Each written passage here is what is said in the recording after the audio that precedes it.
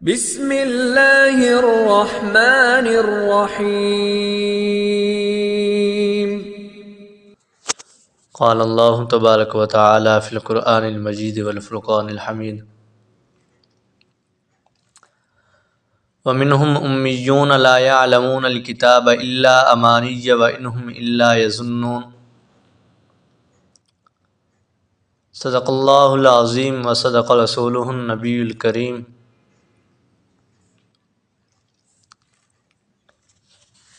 پچھلے درس کے اندر اللہ تبارک و تعالیٰ نے پہلے ان کا ذکر کیا تھا جو تعلیم یافتہ تھے، اور اب ان پڑھوں کا ذکر ہے کہ دین دشمنی کے اندر یہ سب کے سب برابر ہیں۔ فرمایا ومنہم امیون، اور ان میں سے بعض ان پڑھ ہیں، لا یعلمون الکتاب، جو نہیں جانتے کتاب کو، الا امانیہ، مگر چند جھوٹی آرزوئیں، وانہم الا یظنون، اور نہیں ہے وہ مگر گمان کرتے، جیسا کہ اکثر جاہل سینہ بسینہ نقل ہونے والی عجیب عجیب کہانیاں سناتے رہتے ہیں۔ کتاب کا علم کچھ بھی نہیں ہوتا۔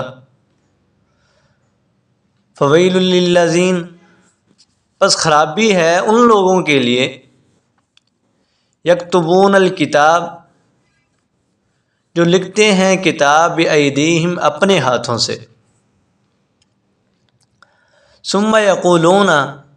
پھر کہتے ہیں ھذا من عند اللہ، یہ اللہ تبارک و تعالیٰ کی طرف سے ہے۔ اس دور کے اندر یہ اخباروں والا سلسلہ تو ہوتا نہیں تھا، کیونکہ عموماً اخباروں کے اندر لکھا ہوتا ہے یہ بات فلاں بندے نے کہی، یہ بات فلاں بندے نے کہی، تو وہ لوگ کچھ آیات کو تورات کی ہوتی تھیں ان کو لکھ لیتے، اور کچھ اپنی طرف سے ہاتھ لکھ لیتے تھے،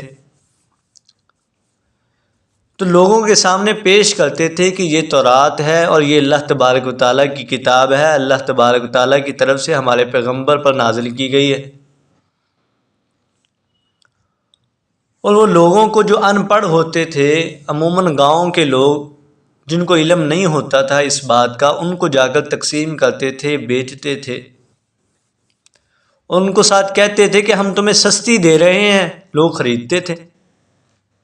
عموماً لوگ آج بھی اپنے دین کے لیے کوئی چیز اس طرح کی ملتی ہو، رسالہ ملتا ہو جس کے دین کے اندر، اس کے اندر ہو چیزیں ہوں، اسلامی ہوں، شریعت کے مطابق کچھ چیزیں ہوں، لوگ خریدتے ہیں۔ وہ اسی طرح ان چیزوں کے اندر رد و بدل کر کے، تورات کے اندر تحریف کر کے، بدل کر کے لوگوں کے سامنے پیش کرتے تھے، اور کہتے تھے کہ ہم تمہیں سستی دے رہے ہیں، اور اپنی تبلیغ بھی ساتھ کر دیتے تھے۔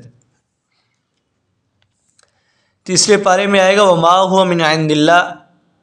جو انہوں نے اپنے ہاتھوں سے لکھا، یعنی اپنی طرف سے کچھ تحریف کی، بدلاؤ کیا تورات کے اندر، یا آج کے دور کے اندر قرآن مجید کے اندر بدلاؤ کیا، تحریف کی، کیونکہ آج بھی ایک طبقہ ہے جو قرآن مجید کو